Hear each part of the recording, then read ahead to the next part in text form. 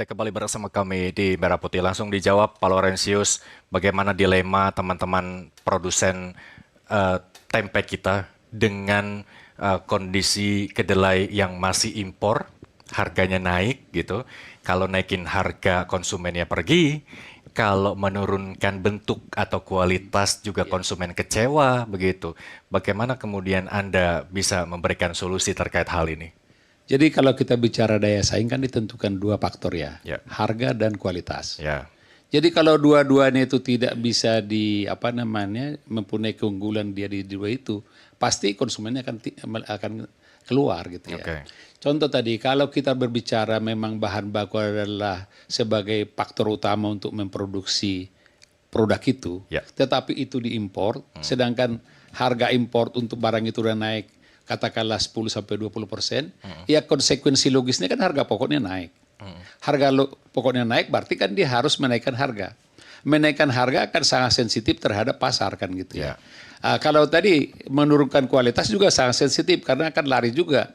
Seperti makan produk-produk yang berhubungan dengan selera, kualitas dan harga itu sangat ditentukan. Tapi kadang-kadang gini, bisa aja kita menentukan tetap kualitasnya tinggi, harga akan tidak dilihat. Kalau betul-betul produk itu adalah produk yang unik dan hanya mereka yang bisa menghasilkan gitu ya. Jadi sebenarnya kalau saya tidak katakan ini, bagaimana pemerintah sekarang ini mulai hari ini sebenarnya bagaimana bahan baku import itu diusahakan itu bisa diproduksi di lokal gitu ya. Apalagi untuk tempe tadi, masa untuk memproduksi bahan baku kedelai ya tidak bisa di Indonesia gitu ya. Masa untuk bahan baku untuk tempe harus kita impor. Tetapi kalau kita mengimpor biarlah sebenarnya yang berbasis teknologi tinggi ya.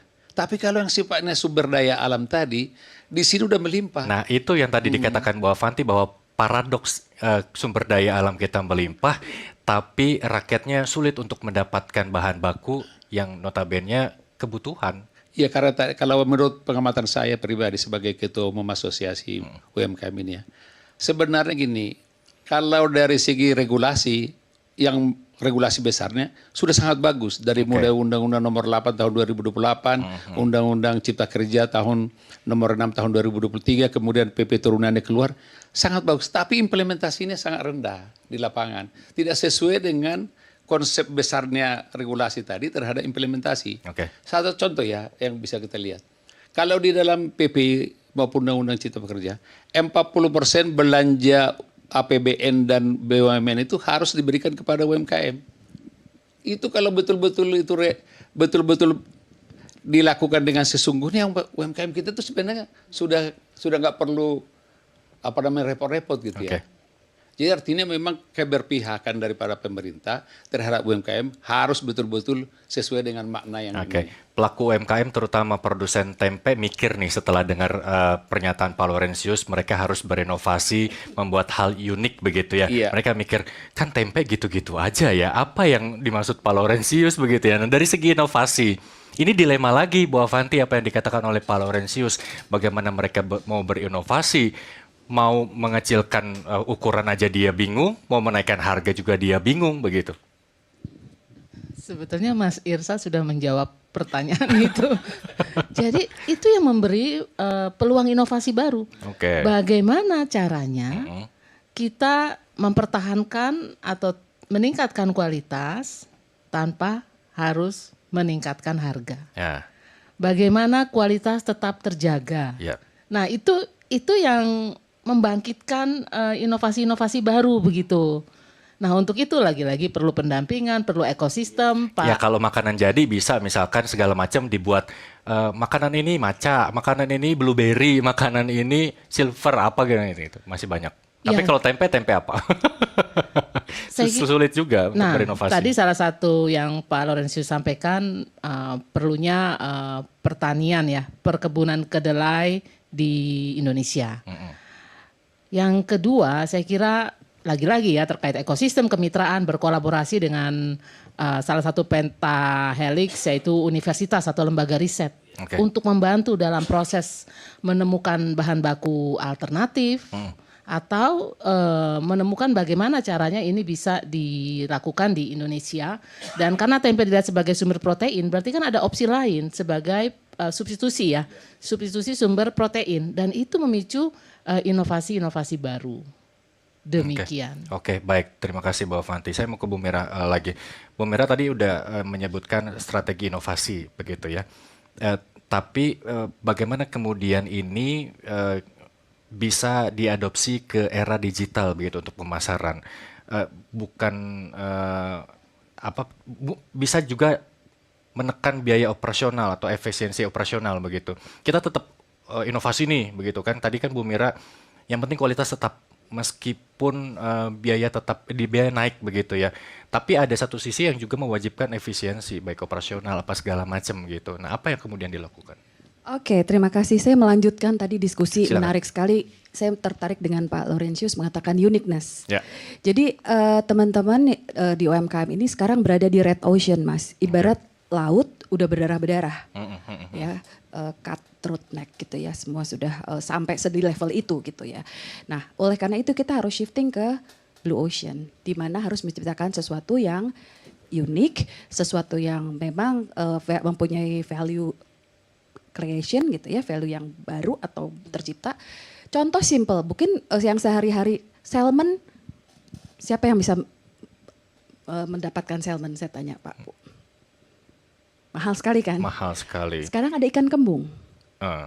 Pelan-pelan kegunaan atau benefit dari salmon itu disosialisasikan bahwa orang-orang akhirnya bisa. Gitu, untuk pindah ke ini kita bicara sebagai ibu rumah tangga. Berarti ya, Pak, bagaimana kemudian ikan-ikan lokal kita bisa bersaing dengan ikan-ikan yang ada di restoran Jepang mahal. Bisa seperti itu, atau tempe sebetulnya kedelai itu bukan harus kedelai, tetapi kita bisa kok orang kita shifting. Iya, ya substitusinya itu cukup melalui edukasi. Tempe berbahan baku kacang edamame, itu harganya berapa tuh ya? Edamamenya aja mahal ya kan, gimana sudah diolah jadi tempe. Baik. Seperti itu Pak. Nah ini berarti yang nonton nih para produsen tempe sudah dapat inovasi dari Bu Mira ya, terkait dengan bahan baku tidak harus kedelai tapi bisa jadi edamame. Baik, di akhir perjumpaan kita ini saya mau kemudian bagaimana masing-masing dari ibu-ibu dan Pak Laurentius melihat UMKM ke depan begitu, indikator UMKM suksesnya seperti apa, terus apakah optimis UMKM bisa mampu menjadi kekuatan ekonomi global hingga ya kalau tidak berinovasi pasti tertinggal kan Bu Avanti ya. Baik, dari Pak Laurentius dulu. Ya, ini menarik ini. Saja. Saya berpikir gini, selama pemerintah tidak konsisten dengan regulasi yang ada, dengan ketentuan yang ada, secara konsisten dilakukan, keberpihakan kepada UMKM, itu mungkin sulit. Tapi hari ini saya menghimbau secara pribadi sebagai ketua asosiasi, pemerintah harus segera melakukan terobosan yang keberpihakan kepada UMKM. Karena apa, indikatornya kan udah jelas, menciptakan lapangan pekerjaan 97%, kemudian PDB-nya 61%, bisa mengurangi kemiskinan, menjadikan multiplier ekonomi di setiap daerah. Ini sebenarnya kata kuncinya berpihaklah kepada UMKM. Tapi kalau apa indikatornya tidak berpihak hari ini, saya hanya sedikit berikan. Ekspor UMKM itu hanya nggak sampai 20% dari total ekspor kita. Kemudian funding atau pendanaan untuk UMKM itu kurang dari 20%, hampir 20%. Dibandingkan dengan negara lain, UMKM itu berbalik. Sedangkan yang menikmati itu adalah usaha besar tadi. Hanya 0,01 usaha besar menikmati pendanaan 80%. Ini kan paradoks ini. Kita mengatakan UMKM adalah tulang punggung perekonomian, pencipta lapangan pekerjaan. Tapi nyatanya kita tidak berpihak secara nyata dan langsung gitu. Saya kira gitu. Ya, tadi juga Bu Avanti mungkin ini tidak bisa parsial ya. Ini bisa semua stakeholder, semua pihak berkolaborasi agar yang masa udah menopang ekonomi hingga 5,6% begitu ya, tapi tidak dapat dukungan begitu ya Pak Laurentius. Baik, terima kasih. Apa yang kemudian bisa Bu Avanti sampaikan? Saya kira menjadi tantangan. Mic-nya mohon izin Bu. Menjadi tantangan dan sekaligus peluang bagi UMKM, dan secara khusus kita bicarakan ini di Hari Kebangkitan Nasional ke-118. Bahwa UMKM punya tantangan bagaimana membuat produk-produk yang berkualitas, punya diferensiasi, dan sekaligus juga mampu untuk efisien. Oke. Disinilah perlu ekosistem ya, ekosistem kolaborasi yang kondusif. Dan terkait dengan itu, prinsipnya sekarang ini dan ke depan UMKM tidak hanya dalam mengacu pada bagaimana bertahan, tapi bagaimana bisa berinovasi berkelanjutan dan berbasis sumber daya yang luar biasa. Termasuk di sini masifnya sumber daya manusia dan talenta-talenta UMKM dengan pendampingan yang sistemik. Oke. Demikian. Baik, bukan inovasi aja, tapi juga diversifikasi juga perlu ya, Bu Avanti ya. Karena di Indonesia apa sih yang kagak bisa dibuat makan, Pak Laurentius? Kulit ketela aja bisa jadi keripik begitu ya. Tentunya harusnya dengan sumber daya alam yang luar biasa, banyak diversifikasi yang bisa dikembangkan kan ya, Bu Avanti? Itu ya? bagian dari inovasi juga, Mas Irsal. Jadi luas sekali cakupannya, banyak sekali yang bisa dilakukan. Oke, baik. Bu Mira terakhir, mungkin Bu Mira menjadi salah satu sektor UMKM yang diuntungkan karena ekspor ya. Kalau ekspor ini kan kalau dolarnya menguat, rupiahnya melemah, juga biaya ekspornya lebih murah dan bisa lebih kompetitif di pasar global begitu ya. Ya tapi perlu juga apa yang kemudian menjadi masukan Bu Mira untuk para pelaku usaha di domestik agar bisa bersaing di pasar global. Tapi itu nggak berlaku untuk situasi sekarang ya Pak ya, karena freight cost lagi naik sekali ya Pak ya. Oke, this okay. I mean, sekarang mungkin kalau yang saya mengerti maksudnya di sini adalah betul. Jadi saya menghimbau teman-teman yang memang sekarang sedang berjuang untuk menuju ke arah global itu tidak gampang. Tetapi kita butuh satu bergandengan tangan, hand in hand gitu ya. Kalau kita berempat semua pegangan tangan. Kalau kita berdiri berempat duduknya adalah berpisah, kita nggak akan bisa mencapai apa yang kita tujukan. Tapi kalau kita holding our hands di sini berempat, kemudian pasti kita akan bisa menjadi. Tapi kalau menurut Anda emang masih ada egosentris di antara sesama UMKM sehingga tidak mau bergandengan tangan? Masih. Oke.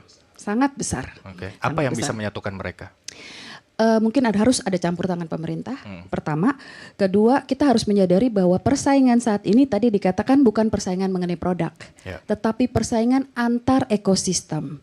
Jadi ekosistem ini harus kuat dulu untuk bersaing dengan ekosistem sebelah. Bukan saya bersaing dengan Mas Irsal, bukan produk saya bersaing dengan produk Pak Manurung, tetapi ekosistem kita bersaing dengan ekosistem sebelah. Seperti itu kira-kira. Oke. Kemudian udah betul Bu Avanti, saya setuju sekali, bukan waktunya lagi untuk bisa mengatakan survival mode-nya itu ya Pak. Tetapi itu adalah untuk bagaimana kita menciptakan engineering ekosistem negara ini bisa menjadi lebih kuat. Baik, luar Pidato biasa. Pak Prabowo sangat mencerahkan pagi ini dan saya optimis karena kebetulan jika UMKM di Indonesia naik kelas, otomatis middle class akan naik kelas, Mas. Baik, luar biasa. Kita tunggu apa yang dilakukan pemerintah untuk mendukung UMKM kita berdaya saing dan juga tetap membuat perekonomian kita tumbuh begitu ya. Terima kasih Bu Mira sudah menciptakan lapangan kerja, sudah menyumbang PDB. Terima kasih juga Pak Laurentius sudah mendampingi para UMKM, terutama UMKM domestik. Terima kasih Bu Avanti sudah memberikan Terima inovasi. kasih banyak. Sama-sama. Ya, kita tinggal tunggu tempe kita dalam bentuk edamame. Baik, terima kasih Pak Laurentius, terima kasih Bu Avanti dan terima kasih Bu Mira. Semua. Merah Putih Terima harus kasih, saya Mas. akhiri, pemirsa, saya Muhammad Irsal pamit. Terima kasih dan sampai jumpa.